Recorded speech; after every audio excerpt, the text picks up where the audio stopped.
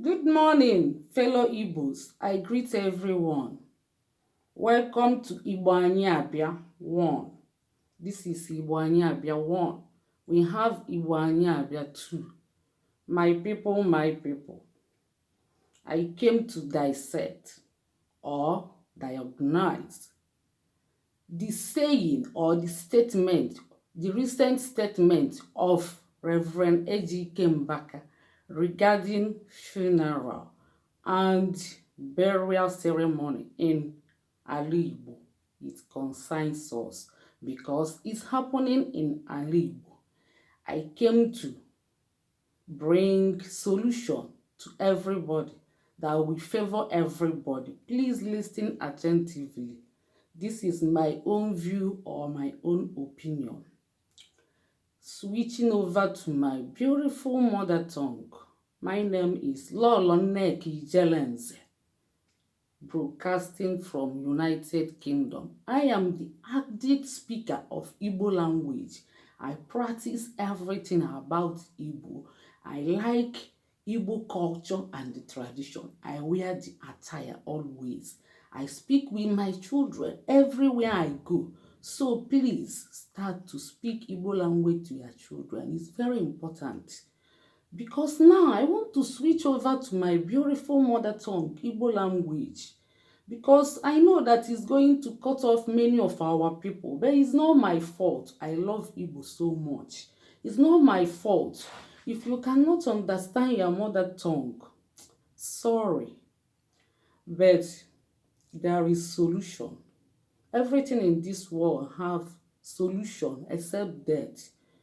Rush and go to IGBO KLASS WORLD Facebook page and click thumb up and join. They teach Igbo language and culture every Saturday and Sunday. Some may ask, you say you are promoting Igbo language and culture. Why are you speaking English? Yes, I want to speak English. I want to use English to start so that some of our people, let me say majority of our people who don't understand our language,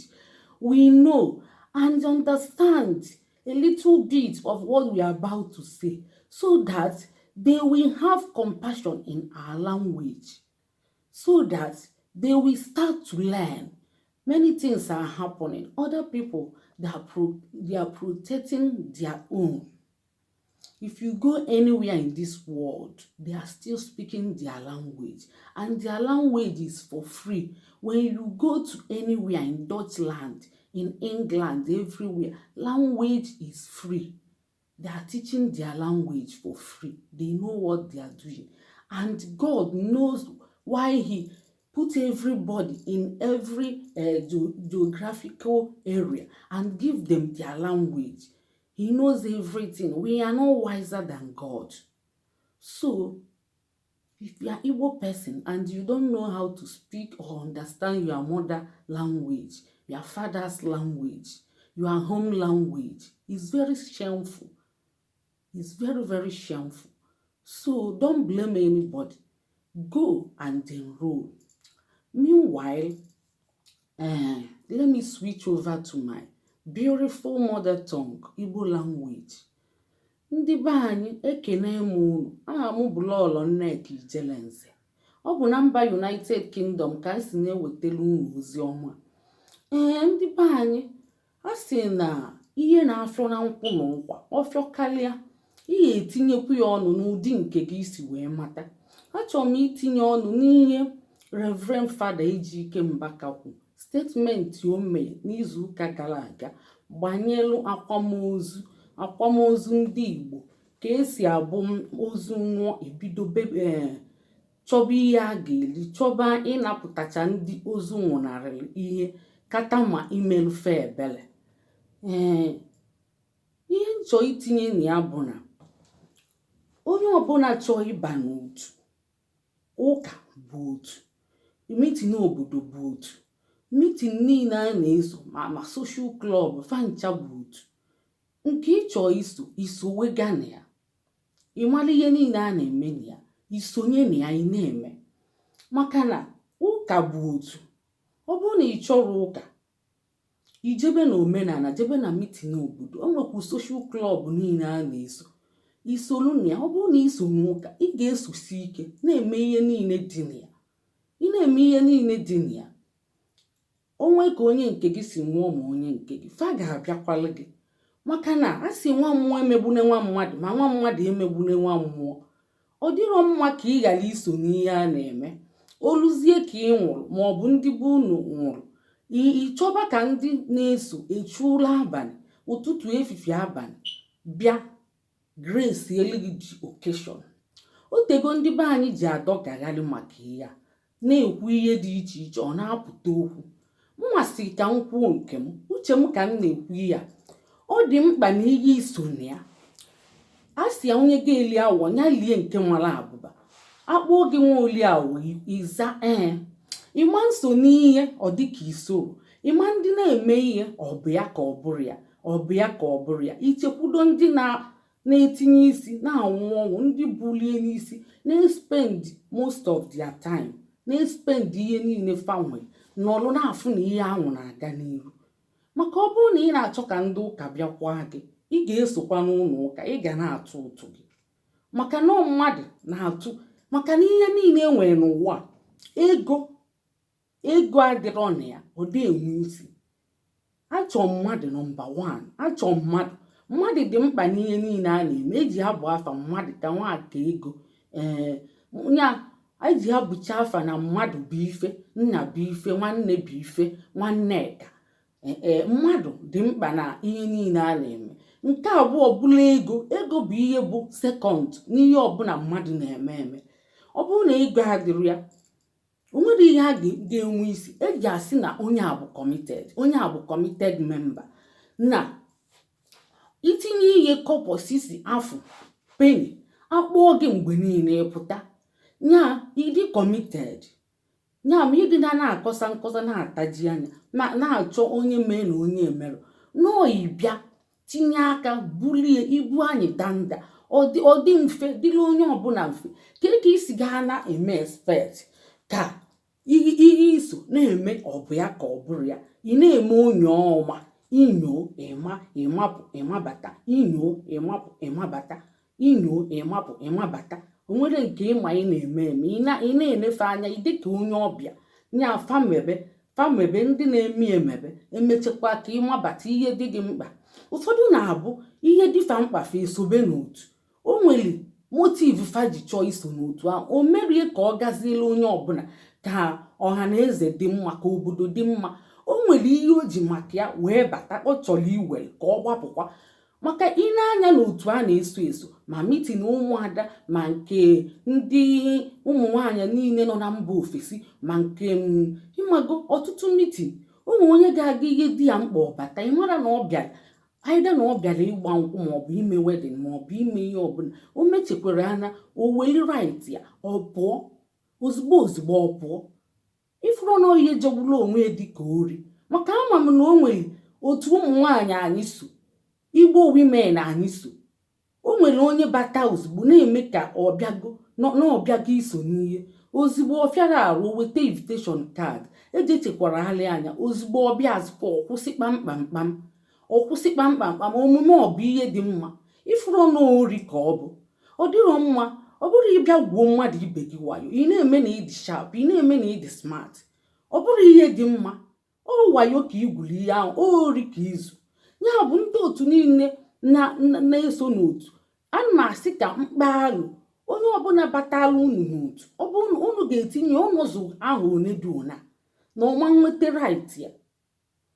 andị o nwetacha right ya ọ pụọ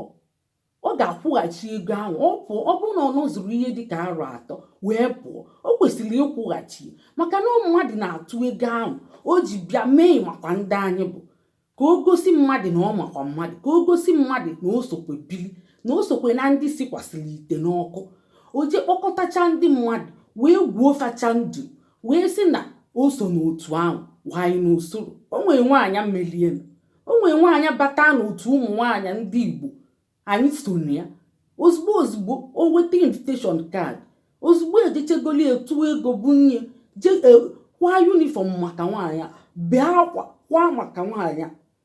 wee dị n'ụdị wee grace eli occasion grace chezi occasion nwaanyị ahụ abịazi meeting ruo taa unu na-asị m na ọ bụ ezigbo ihe ọ bụrụ ezigbo ihe chetakwanụ na onye ọbụla na-ekwu okwu ya na-abụ ọnụkata ọdada okwu ọ na-agwa ọnụkatakwa mmadụ amachara ncha o nwere onye dị above mistake n'ụwa o nwere onye bụ Chineke ya bụ onye na-ekwuli okwu na-ekwu ọfụma ọ ga-anọkatakwa ofu mbọsị ọ daada okwu ahụ ị kwesịrị ịbịa kpọlịbịa si ya idiot si ya foolish si ya ịnwago kpọbịa ihe dị iche iche maọbụ si ya sabo maọbụ si ya ịnwago kpalịbịa nnọọ gosi na ịbụ onye ilo na ife ọdịa n'anya ọ bụrụ na onye ifuru n'anya maọbụ onye ị na-efolo na-ekwubu okwu ọfụma mbọsị ọ ga-ada okwu ịma ngụnye na o mere ihe ọjọọ mba ịma ngụnye ihe ị ga-eme bụ ịkpọ ọnya na ọ bụ na kọmentị idelie nwanne m ikwute ekwa nka ịkọreti enye with love ọ ya aghọtakwa ọ ga-aghọta ọ nachi ya azụ maọbụ ije inbox ya kọreti enye si ya nwanne m ị na-ekwubu okwu mgbe niile mana taa ama m ihe ma ikwutechekwa n'ebe ị nọ wee daa anya ọ bụrụ ihe mmanye ifụkwara ebe mmadụ si daada okwu ịmanye ozugbo ibido kpọlịbịa ụmụ ihe mmadụ a mụrụ ụmụ eme a sị na ọ bụrụ ihe niile ka amụ ụmụ eme o nwere ihe amụ ụmụ eme ụmụ ihe ị ga-eche na ọ dị right ọ dị njọ ọ bụrụ gị ọtọ n'anya ịbịakwuche enyi iche na ọ dị mma mgbe a bịazi kwube ịfụkwa na ọ dịrọ mma irigret bụ ịchọba ka isi ga-emezi ihe ahụ ụfọdụ na-abịa ọ daa ihe ọsị biko ọyọ biko ozugbo ụfọdụ ga-eji omume ọma mmezibe ihe ahụ ya bụ onye dara ada okwu unu akpọlị ya ozugbo ihe unu ga-emebu unu gbazibelie ọ ga-aghọta onye gbazilie ya bụ correction rather than condemn ịkondem na onye ahụ ị na-agbazizili ọjụ si nọ nke ka mma ị na-agbazikweli ọjụ ọ na-emezi emekwasị ya o mere ihe karịrị ugboro 3 ịma na ọ mụzi ụmụ eme ihe ahụ na ọ bụrụ ada okwu ka ọ dị o nwere ihe bụ na adachiri mmadụ ọ daa ụda okwu ọ dị ya ka ọ dị right n'anya ọ mara na ọ dịrọ right mgbe o jiziga amazi ndị mmadụ agwaba gị correct bịa ọ bụrụ onye na-anabata mgbazi ọ ya anabatakwa ya ụmụ onye unu ga-epush na like condemn bịa o kwechiri gosizie unu na ọ dị tough na ọ dị arrogant o kwechiri mebezie ihe o kwesịrị ime na ebe ọ na-eme ka o gosikwa unu na ọ dị tough na ọ dịkwa arrogant na ọ ma ihe ụmụ onye unu ga-epush onye na-emebu ihe dị mma ya ọ na-eme ihe dị mma na ụmụ ofe ihe ọ ga-eme adịrọ mma ịbịa push onye ihe adịrọ mma push onye ihe ọ ga-emezi bụ omebi ihe dị njọ ọ bụ onye na-emebu ihe dị mma omebi ihe dị njọ ya bụ ụmụnne ihe nchọkwa unu mụta n'akụkọ a bụ onye daada okwu unu correct ya with love ọ bụrụ na ị ga-abịa inbox ọ bụrụ na ị ga-abịa na kọmentị ịkọmentị enyi ọ ya amatakwa onye efom n'anya ọ chọrọ ụdị ya na-eme mana o nwere ka isi ga-abịa si ya idiot rubbish nonsense foolish nka ịgwacha anya ọ ga-enwe mwute ụmụ onye ọ ga-abụrụ ọba ihe ọjọọ ya ka anyị na-achọ ihe dị mma ibe anyị na-eme na-etofa na-appreciate fa na-support fa onwe ka o si kwufie okwu anyị gbazielie ọ ga-aghọtakwa mmadụ bụ mmadụ uche dị aghụghọ ya bụ ka anyị na-amụta ya ọ bụrụ na isoro n'otu ịdị na-atụ anya ka fa bịale gị ihe ị ga-eme bụ ijebe ebe iso n'otu maka na gịnị n'obodo a na-eje mitin ụmụnna a na-eje nke ndị ọgbọ a na-eje nke ndị ụmụaka na-eje nke ndị yut ide abịa nke ndị yut ide aga mgbalụ mmadụ ma mmadụ nwụọ mbọsị nna gị ga-anwụ ma nne gị ị ga-achọ ka abịala gị ọkụ ya ide aga mgbalụ ma mmadụ nwụọ ụlọ akwa mbọsị mmadụ ga-anwụ ịbụ ọganyala ibulu ụkpọ afịa gị jebe afịa maka na ịbụ ọganyala ijebe afịa ilu ozu chacha afịa ịnatabala onwe gị nya maka na ọnwa ogbenye ọ dị mma ọ dịrọ mma ma ọ bụ na ịbụ nwa ogbenye o nwekwa ụmụ ogbenye na-emekwu ya ọ dịrọ gudu na ijere mmadụ ihe ọ na-alaiki ịnọ n'ụlọ na-ezo onwe ọ chọrọ kraụd mana mgbọsị ihe ga-adakwasị ya ọ ya achọkwa kraụd ọ bụrụ na ọ chọọ kraụd ọ mara na ọ dara ya mana ọ bụrụ na ọ chọrọ kraụd ọ chọkwa imekwunetie ka o si emekwa ọ dịkwa mma imekwunetie ka isi eme ịmabe ndị ahụ ị na-aga ndị ahụ iji meli nwanne ndị ahụ iji meli soshal klọb ijekwe kpọọ fa abịakwa meeli gị mana ide eji ihe ndị ọgbọ iche ka ndị ọgbọ bịa ọkwa ndị ọgbọ na-atụ ego ahụ fa na-atụ ọ ga-eje gote ihe maka o nwere ndị na-ewere ego tupu na si na o nwere ego na ego ọkwa ego ka unu chọọ welu na ego mana ego ama nje gote ihe n'afịa ego ama nsi nri ọ mmadụ ga-esi nri ọ mmadụ ga-agbagharị gachicha mee ihe niile organize ọ mmadụ ga-eme ya ọ bụrụ ego ga-eme ihe niile ya bụ onye na-eme ihe ka uche dị ya ọ bụrụ na ego ka ị na-atụpụ mgbe niile o nwere ike mbọsị ihe ga-eme ga-atụpụrụ gị ego ya bụ ihe nchọ ka mkpa na-alụ ebe a bụ na maka afọ m ka esi adọkarị ndị ụka na-adọkarị ndị ụka tụmandị ndị katọlik asị na fa na ana ego otu a na-ana enu a na-ana ọ bụrụ na anya bụ katọlik adịghịzi gị mma ọ ibe ụka ọzọ ebe a na-atụ ya ọfụma ọzọkwa bụ na a ga-eme ihe ka ọ dịrị ogbenye mma dịrị amadi dịrị ọganyala dịrị onye ọbụla mma ịma na eziokwu dị mma ka sikwu onye ego otu a na-atụ n'ụlọ ụka karịrị akarị ọ na-achụpụ ụmụ ogbenye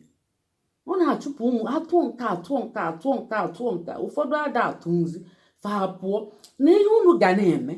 ka ọ dịrị onye ọbụla mma dịrị onye iru mma dịrị onye azụ mma dịrị ọganyala dịrị ogbenye dịrị amadi dịrị ohu dịrị ume dịrị onye ọbụla mma ka onye ọbụla menwu ihe a ga na-eme bụ na a ga-eminimize ego ụtụ a ga-eminimize ya nya ụtụ niile a na-atụ a ga-emebinata aka ọ bụrụ na kwa ọnwa na ha na-atụ 1000 mma akpa alụsi ka atụba 200 for example o nwere onye ogbenye ama ntụ 200 ma ọ bụ asịsịa ka atụba 300 ma ọ 5 highest ọ bụrụ na a na-atụ ya kwa ọnwa 1000 emebunete aka asịsịa nọ nka onye ọbụla ga-atụ nwunye onye atụnwuzi ịma na ọ chọrọ ime mana ịbịa debe ya n'elu ọjị ọ dịzịa ka ụmụ ụka ndị ọganyala ụmụ ogbenye ama ntụnzi maka fafụrụ ego niile ya bụ a ga-eme ego otu ọdị obere ma ha dị na-atụ ọtụtụ ihe kpakpa alili tụọ nke emebunata aka n'ụtụ ọ dị too much emebunetezi aka n'ụtụ ahụ onye ọbụla ga-atụnzi onye ọbụla akaba arụ na-atụ ego otu ya maka oyihe isone ya ị kwesịrị ịtụ ihe isone ya oluzie na arụ adịrọ gị ma ọ bụ na o nwee ihe mee gị ma ọ na ọdachi dakwasịsị gị ịkwụsịzịa ị ga-akpọ ndị isi ndị kọmitii ndị ezekutiv ị ga-akpọfa isifa nekwa ihe na-eme gị na ịpụtanwuozi arụ daziri gị ịpụtanwu onwezi ka onye ahụ si nwụọ mgbe ahụ arụ na-ayị ama ndị gbakọbaziali ya ọtụrọ mgbe arụ na-ayị ya maka ama na mgbe arụ dị ya na ọ dị active and ego emelie ka onye ọbụla tụnwuo ụtụ ahụ a ga-eme ego ka onye ọbụla tụnwuo onye ọ bụrụ ka eme enye ka ọ dị ka ihe ndị ọganya oluzie na donation ndị ọganyala mekebezie okpondo mebezi ogbondu oye dị mma ka a na-eme nya onye ọbụla na-atụchi ụtụ ya ịma isi m na isoro n'ihe maọbụ isokete pụọ ị na-eme onye ọma imezi isi ka ndị na-eji ya ụtụtụ efifie mgbede dị uchu dị siriọs n'ihe a na-eme pasi na pama nwesị gị iwe obi dị aghụghọ ka isi ga-ejiga ebu ibu n'ezinụlọ ịrapụla ofu onye ihe ọ na-eje ozi niile iche na obi ga-adị ya mma obi ama ndị ya mma na UK ebe anyị nọ ịchọ nje ụlọ akwụkwọ na ụlọ akwụkwọ ndị Katọlik ị ga-edete akwụkwọ na fada maọbụ onwe ihe ịchọ paspọtụ maọbụ ihe ọbụla ị ga-eje dete akwụkwọ na fada maọbụ kedu afọ ya ị ga-eje na dọkịta gị dete akwụkwọ ma nọọsụ ma dọkịta ị ga-ede akwụkwọ rekọmendie gị si na ụmụ onye bụ ọ bụrụ na ide eji ụlọọgwụ n'ụlọ ọgwụ dọkịta ahụ ọma ndeli gị ka o si ga-abịa debeli gị na nọọsụ bụ onye ma gị ọ ga-edenwe akwụkwọ si na ọ ma gị ọ mara gị ka o si ga-edenwe fada ịchọ ije ụlọ akwụkwọ maka ụlọ akwụkwọ ndị Katọlik bụ ọkacha mma a na-azụ ụmụaka ọfụma maka ihe na-eme n'obodo oyibo na-adịtụ ụmụ laịf na-akarịfe ewe fa anaghị enwe respekt ma ụmụ ihe na-eme ụmụaka amụ n'obodo oyibo mana etinye fa na Katọlik skuul ọ na-adị mma ọ na-emefe anya eluo fan onye ọbụla chọọ Katọlik skuul ahụ maka ka esi akụzilife ihe moral ma ọtụtụ ihe dị iche iche na-adị mma ya bụ onye ọbụla chọ ije Katọlik skuul ahụ mana a na-enye ndị na-eje Katọlik prioriti ịga ebe ahụ andị tupu enye gị ị ga-edete n'akwụkwọ na ịbụ onye Katọlik ya o nwere ike anọcha na wetin list onye Katọlik bịakwara dete akwụkwọ na ọ bụ ya enye ụlọ akwụkwọ ahụ ma ndị abụrọ Katọlik na-ala ikekwa ụlọ akwụkwọ ahụ ị na-agwa m na ide eju ụka